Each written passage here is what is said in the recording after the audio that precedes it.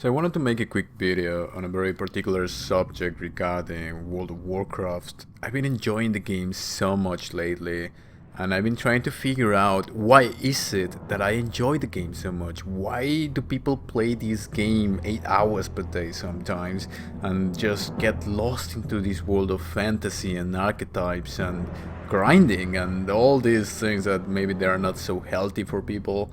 But regardless, it is a thing to think about and a thing to analyze. Why is it that we like this game so much? I realized one of the things that really appeals to me in this game is playing to my archetype, playing the way that I want to play. I chose a paladin for many reasons that I will go into in the future, but one of the reasons was the whole archetype of the warrior who is a healer, or the healer who is a warrior. The whole lore about the paladins coming from clerics who were attacked by the hordes of orcs and whatnot, and in turn had to become warriors, had to balance this idea of being pious, of being healers, of being like peacekeepers, and becoming warriors, so becoming a mix between the two. So the whole lore indicates that you need this type of warrior, one that knows how to judge the light or the hammer according to the situation. Now, in practice, this is not the case. We have a lot of people who don't really care about the lore. They just click on the lore screens and the text, anything that involves reading or any cognitive function. You just skip it and you just go spam a bottom. This is the reality in World of Warcraft. Sadly, a lot of people just play because of the dopamine infused reward system that keeps people playing and keeps people subscribed. The game mainly rewards time you put into it. Of course, the more grinding, the more farming that you do. This is at least in Classic. I'm speaking about Classic because this is my introduction to the game. So this is why I talk about it. Mainly it's about grinding. The more time you put into it, the better you'll be, because you'll have more gold to buy enchants or to buy potions or whatnot, right? And this is what people play. It's about the next thing. It's about the next weapon that will drop just by luck, because there's a system that is very random.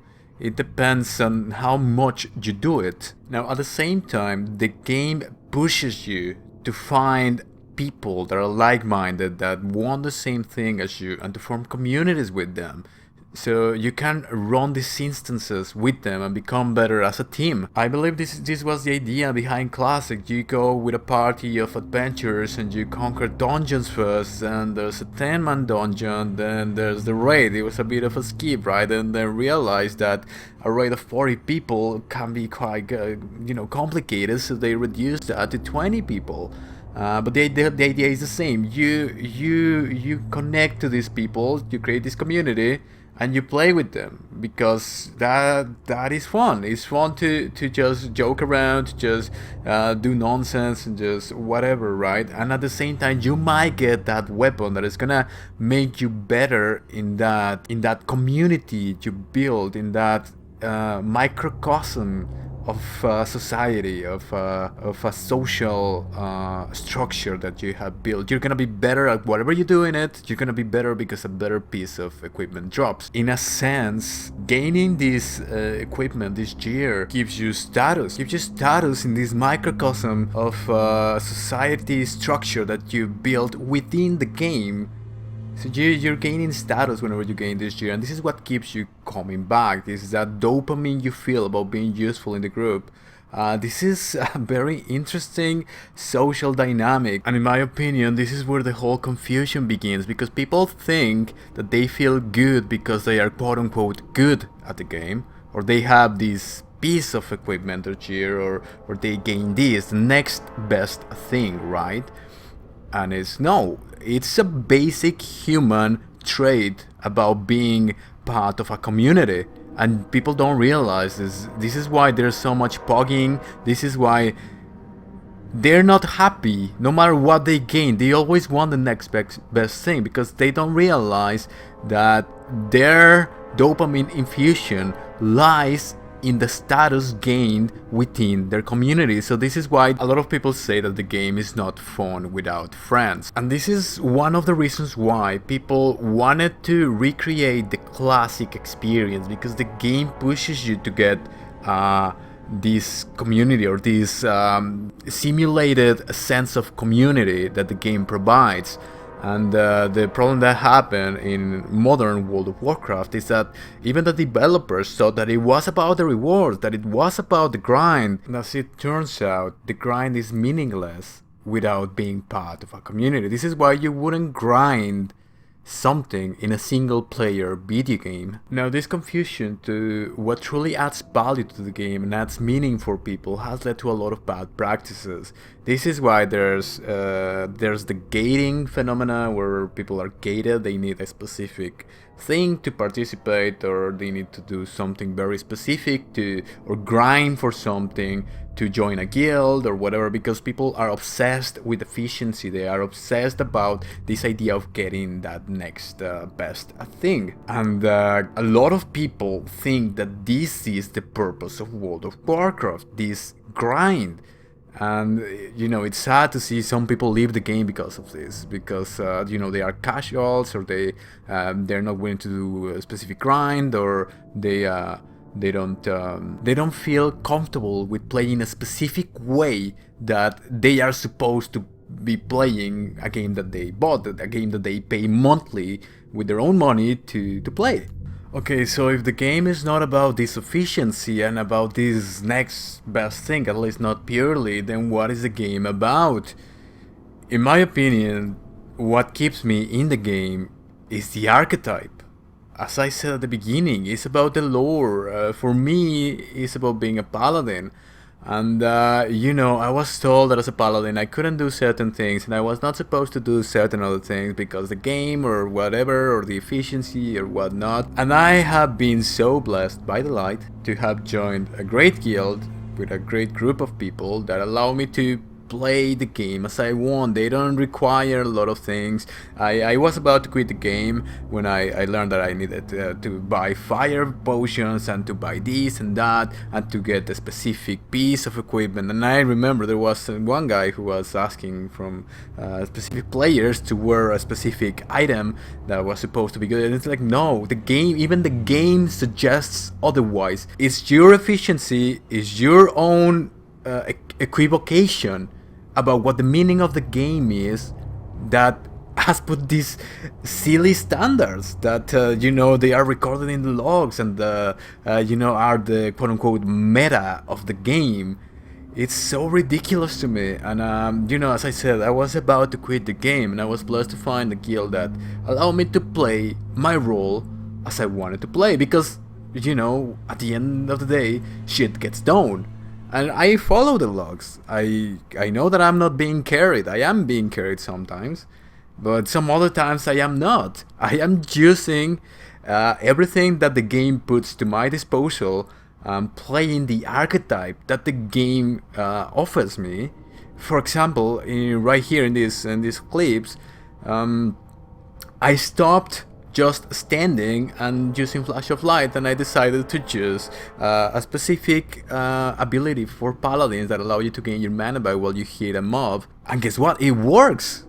I was so amazed to find out that this actually works, and this has made a bit of a difference in some fights for me, and I've reviewed this in the logs, and it's amazing to know that the game, as the way it was intended, actually works, totally defying the quote-unquote meta that these people who think that the game is about this efficiency and about this perfection, about this specific way of doing things which has created the standard of playing the game, is not. You can do things in different ways, and might take you a couple of extra seconds, but you can totally do it. And at the same time, you stick to the archetype of the class you're playing. I'm not doing a lot of damage when I'm hitting the goddamn dragon. But I am a paladin, and I'm getting my mana back by hitting the goddamn dragon. And that way, that allows me to keep the fight going for 6 minutes, and I don't have to buy 20 potions, and I don't have to down rank all my healing into a very specific way. No, I'm doing it the way the game intended me to do it. And at the same time, I'm sticking to my archetype. I'm using what I have. Paladins have plate armor. They can be next to the boss, get the clip, get whatever, and survive. This is why tier 1, tier 2 is plate armor and not a goddamn dress from dungeon. Now, I'm not gonna be top in the logs. I'm not gonna be next to the guy who pogs Solgorod for every little piece of items, and I'm not gonna be next to the other guy who buys 50 potions, the highest ranked potion, and takes a potion and cooldown. I'm not gonna be appearing in the logs as that. It doesn't reward you for, you know, trying to conserve mana, and I'm not gonna be in the top of the DPS chart. I'm gonna be this weird guy who's doing a little bit of damage and who is healing when it's required, when it's adjusted with the priests who do have to keep the heal some spams somewhat.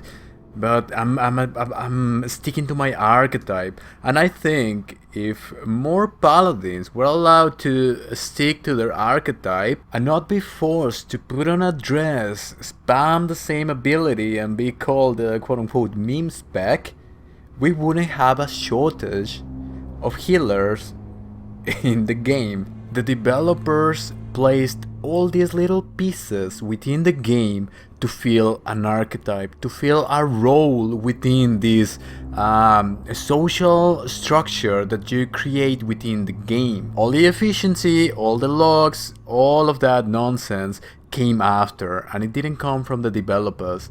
It came from the mind of people who thought that the game is about this efficiency. Of course, these are only my opinions. Everybody is free to play the game whatever way they want to play the game. This is just what I can see. This is just what works for me. And yeah, I think the game is about much more than this quote-unquote efficiency, this next best thing. It's about the archetype, it's about the lore, it's about even subconsciously being involved in this world of magic, in these narratives that tells us more about humans and about life and about things that we don't see clearly, that we don't see with the naked eye. All these things that I will be speaking in the future and making videos of.